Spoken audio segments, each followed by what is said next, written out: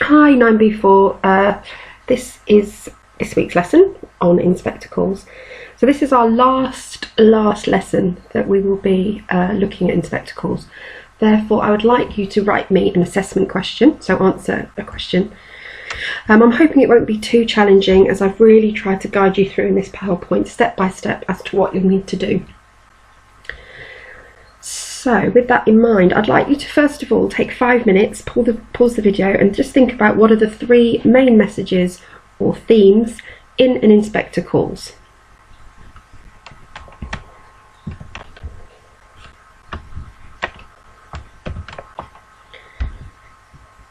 Hopefully you've done that, come up with 3 themes. So you might have come up with social responsibility, that's probably the biggest one. Difference in social classes, sex, age, the welfare state. There's lots that you could have come up with, but those are certainly some of the most prominent ones. Arrogance, we looked at that a lot, and wealth and power. So there's a few examples. Now the assessment question you're going to need to answer is this.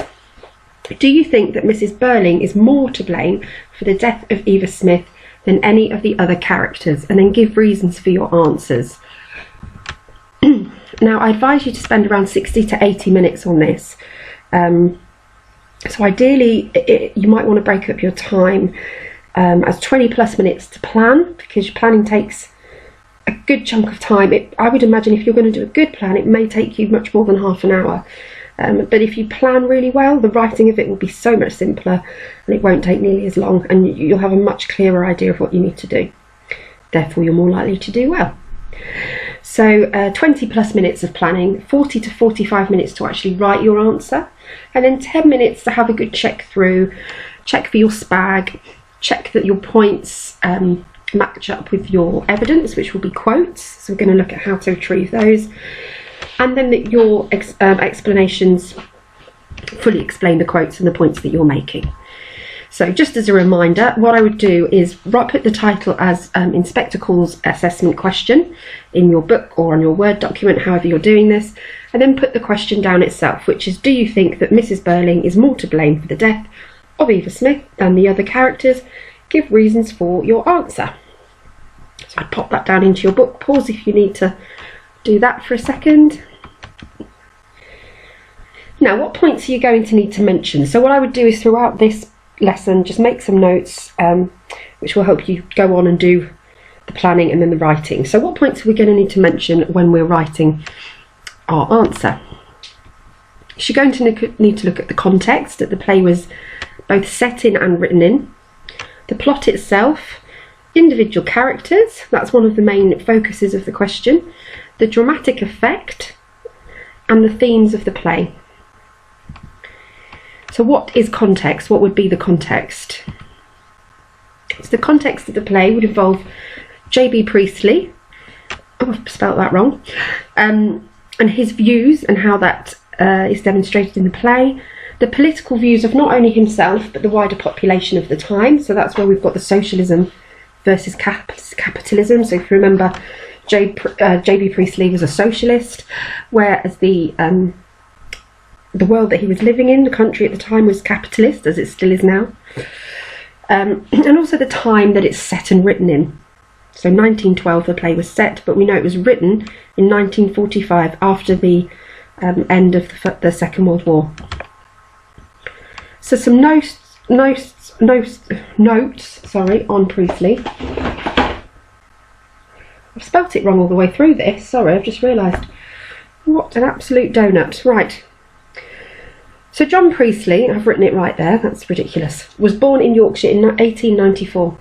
He knew early on that he wanted to become a writer, but he decided against going to university, as he thought he would get a better feel for the world around him away from academia. Instead, he became a junior clerk with a local wool firm at the age of 16. When the First World War broke out, Priestley joined the infantry and only just escaped death on a number of occasions. After the war, he gained a degree from Cambridge University. Then he moved to London to work as a freelance writer. He wrote successful articles and essays, and then published the first of many novels, The Good Companions, in 1929. He wrote his first play in 1932 and went on to write a further 50 more, so he was quite a prolific writer. Now, much of his writing was really groundbreaking for the time and incredibly controversial. He included new ideas about possible parallel universes and strong political messages. During the Second World War, he broadcast a massively popular weekly radio programme which was attacked by the Conservatives as being too left-wing, so too socialist, too liberal. The programme was eventually cancelled by the BBC for being too critical of the government. So he was very vocal about his thoughts and his beliefs, even to the extent that he would put it on the radio for the population to hear. He continued to write into the 1970s, and then he died in 1984. Now, it's important to remember that the experiences Priestley had, the beliefs that he became to, and the way that he led his life really would have influenced his writing of the play. So that does very much come into the context. Now, when we think about political views, we've got here, during the 1930s, Priestley became very concerned about the consequences of social inequality in Britain. And in 1942, Priestley and others set up a new political party, the Commonwealth Party, which argued for public ownership of land, greater democracy, and a new morality in politics. So he wanted the government to start considering everybody, not just do things to benefit the wealthy and those in power in the country, but to consider the poorer classes, women, children, their role in society, their lack of opportunities and rights. His Commonwealth Party then merged with the Labour Party in 1945, but Priestley was influential in developing the idea of the welfare state, which began to be put into place at the end of the Second World War. So just as a reminder, the welfare state is probably what we would refer to now as the benefit system, the social security system, where so the government will now offer a pension, a state pension, once you reach, I don't know actually how old you have to be now, much older than you used to have to be, and unemployment benefits, disability benefits, housing benefits, food vouchers, vouchers to help furnish your home. There's lots of different help that you can get if you're financially struggling now, whereas pre-World War II there really wasn't. There were charities, often run by churches and like Mrs. Birling Women's Institutes, but no real direct help from the government. So he lobbied for that change, which we now reap the benefits for. So we know now, if you are financially struggling, which many of us I'm sure have been through this really strange time, we can now get help from the government, as we've seen that they've done. So they've put lots of different care packages into place at the moment. Anyway, that's how his political views link up to the welfare state. He helped create it. The period that it was written and set in. So we've got 3 columns here. First column covers the period that Inspector Calls was set, 1912. Then the second column is when it was written and the images, and it just talks about the difference between the time that it was set and then when it was written. So the time it was set, the First World War was just about to start in 2 years' time. Birling's optimistic view that there would be no war is completely wrong. So we know that there was a war. When it was written, it was just after the Second World War in 1945. People across the globe were recovering from nearly 6 years of warfare, danger and uncertainty, and obviously many deaths. And when you think about the First World War, which there was far more casualties and deaths, that also comes into play. Also, it's worth considering that the adults at the time of 1945 may well have gone to war themselves in 1914 to 1918 for the First World War. Some then went for a second time in Second World War, if you were of the right age. Many will have had parents and quite probably lost their parents in the First World War, or siblings, relatives. So although the First World War had been and gone, and so did the Second World War at this point, the First World War very much still resonated with people. It wasn't just the Second World War that they just lived through. Many people still had the after effects of the First World War very much present in their minds. In 1912, this is the second row, there were strong distinctions between the upper and lower classes, so people very much had their place as such. Whereas by the end of the Second World War, class distinctions had been much more reduced as a result of the two world wars. People had had to come together, especially in the First World War. The upper and lower classes had been fighting cheek by jowl, as you might say, in the trenches. These classes had been forced together in a way that they hadn't had to be before. Third row, we've got women were subservient to men in 1912. All a well-off woman could do was get married and have children. A poor woman was seen as cheap labour to just have children as well. So women really didn't have any prospects. It wasn't a not very optimistic, happy place for a woman if you had any sort of desire to further your education or your career. It was very much not the place for you. Whereas by the end of the Second World War, as a result of both wars, the women had earned a more valued place in society. So they'd done that through being able to get out into the workplaces. So they were called upon when the men had to go to war. Women took over the roles in the factories, on the land. There's been various dramas recently on the television about land girls who went out to work on farms. They took on the roles as ambulance drivers. They worked in goodness, what am I trying to say? Basically, any role that men would have worked in, women then took on their role. So after the Second World War, they were seen as a much more valuable member of society, and then they were able to then go on and do a bit more because people saw that they could. Oh, sorry. Go backwards. Oh, really messed this up. Okay, sorry, final row. So in 1912, the ruling classes saw no need to change the status quo. They were quite happy, sat at the top of society, earning the money, living a luxurious life, having the better than everyone else. If you were a poorer class, there wasn't much hope for you to progress. There wasn't really any social mobility, so there wasn't many opportunities for you to be able to move up the social class ladder. If you were poor, you often stayed poor. Whereas in 1945, there was a great desire for social change.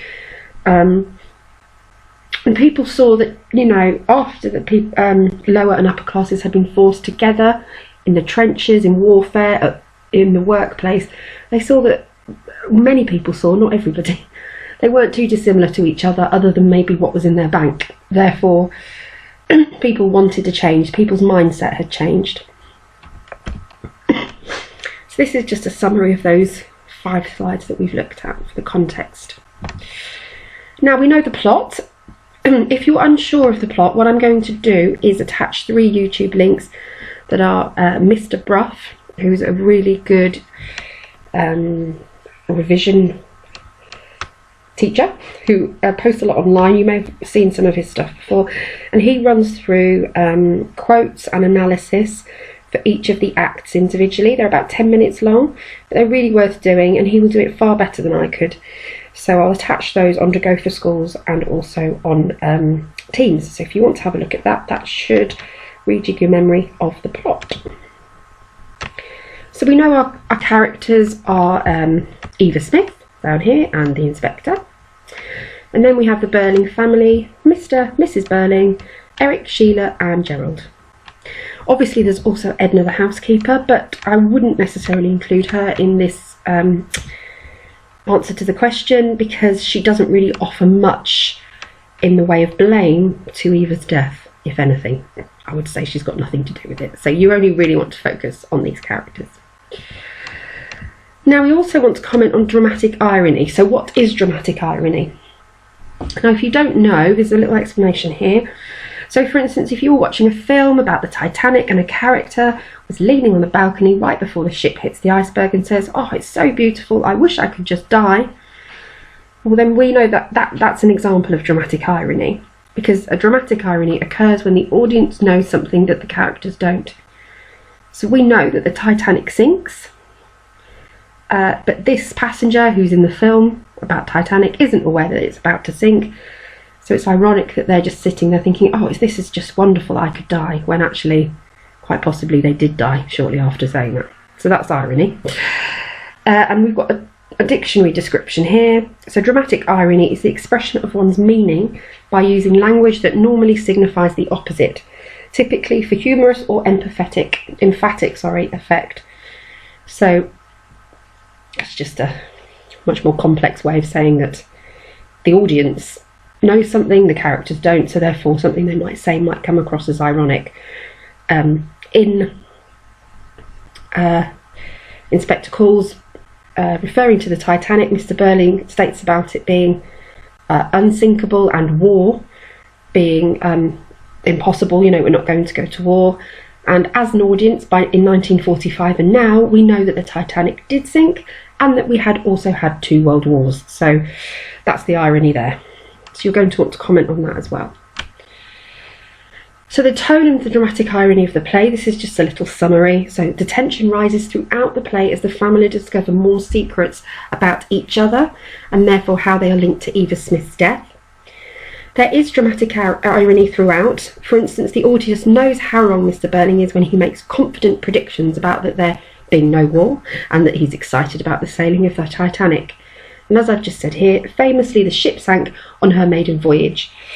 Now this puts the audience at an advantage over the characters and makes us more involved. So with that they're thinking, how silly is he? He really is obviously a very pompous, stupid rich man. He truly believes that the Titanic won't sink and that there'll be no war, and we know actually those things absolutely happened and were really awful. There's an awful lot of tension throughout the play, as each member of the family is found to have played a part in Eva's death in some way. New pieces of information contribute to the story bit by bit as it's being constructed, and the audience is interested in how each character reacts to the revelations.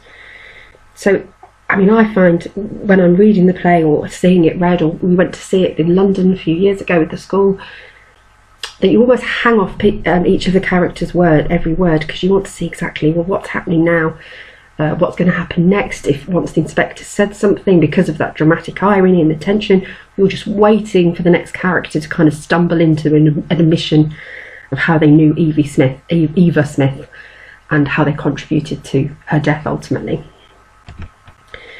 Now themes, we looked at that quite a lot last week with our symbolism, so hopefully you've got some notes about themes already. But we've already discussed some of the key ones at the start, so just refer to those. We've got social responsibility, class, sex, age, the wealth and people's arrogance, the power, socialism versus capitalism. So many themes to consider. So we've now looked and discussed what the 5 points, that you'll need to cover for each of your main points in your argument. So just as a reminder, your question is going to be, do you think that Mrs. Burling is more to blame for the death of Eva Smith than the other characters? And give your reasons in your answer. How are we going to plan it? So your first task, we've gone through all of that, which is just you really listening and making little notes, but your first real task is to plan. So I want you to draw a table, as you see here, with 3 columns and some rows. Don't necessarily do a finite amount of rows, just leave it open at the end so you can keep adding to it. I want you to have a look through the text. So you might have a paper copy, you have access to the whole text. It should have been sent to you before, but I will attach it again on Go and on Teams. And then you would have also watched hopefully those 3 YouTube videos by Mr. Bruff. And I want you to find at least one quote that demonstrates each character's contribution to Eva Smith's death and fill in each column. Now, this is a bit of a cheat, but it will make your life so much easier if you're unsure about where they might be or you're panicking. This website down here, Oxnotes, has masses of quotes with their page numbers, the acts that they're in, and notes about each character. So I will put that link onto Go and Teams for you. It's a much quicker, easier way of finding them if you're struggling. So firstly, you need to decide whether you think that Mrs. Burling is most to blame. And if not, who is? Okay, now whoever you decide is, so if it's Mrs. Burling, I would recommend that you put 2 to 3 quotes, for her, to prove your point, because you want your argument for her to be more weighty. If you decide that it was, say, Sheila, you want to do the same. You want 2 or 3 quotes for the character you feel is most to blame, and then for the rest just go for 1 quote per character. Now, if you are a sitting on the fence sort of person and you believe actually they all contributed, often it's harder to write a good answer for that if you want to sit on the fence, but therefore you would want to write the same amount of quotes for each of your characters. So I've just given you an example of how to fill in the table. So you've got your characters, Mrs. Burling, Act 2, and 1 of her quotes. So when planning your answer, you want to break it up into some paragraphs as well. So you're going to have, I would say, 7 paragraphs. First one will be your introduction, something along the lines of, I believe, for instance, Mrs. Burling is most to blame for Eva Smith's death, is more to blame for Eva Smith's death than any of the other family in Inspector Calls. There's your introduction. Your paragraph 2 would be Mrs. Burling. You explain her role in Eva's death and discuss whether she's to blame. Then you look at Mr. Burling, Sheila, Gerald. Paragraph 6, Eric, and do the same for Eric. And then your conclusion. Okay, so how would that look? And I put in the top left corner there a blue starry shape that says embed quotes as evidence. So I want you to use those quotes from your table that you've looked for as evidence for their part to play in her death. So a little example of a paragraph to show you how to do that. Sorry, that's my dog barking at a car going past. I've tried to highlight each part so if I go back here, the points that you'd need to cover for each of your paragraphs. I've highlighted, so you've got context, plot, character, dramatic effect, and themes of the play. I've highlighted each time that I've done that in this point, so you can see how you would construct it. So I've written as if I do agree Mrs. Burling is more to blame, and this is the paragraph that I've gone for. So I believe that Mrs. Burling is more to blame for Eva Smith's death than any of the other characters, as she went to Mrs. Burling's charity for help as a last resort and was refused it shortly after she ended her life. At the time the play was set, unmarried mothers were especially frowned upon, and some wealthy men took advantage of poorer women. There's your context. Mrs. Burling states, here's your quote, I'll tell you what I told her. Go and look for the father of the child. It's his responsibility. Your theme comes after that. This quote demonstrates the key theme of social responsibility through Mrs. Burling's unwillingness to accept any responsibility for the welfare of people less fortunate than herself.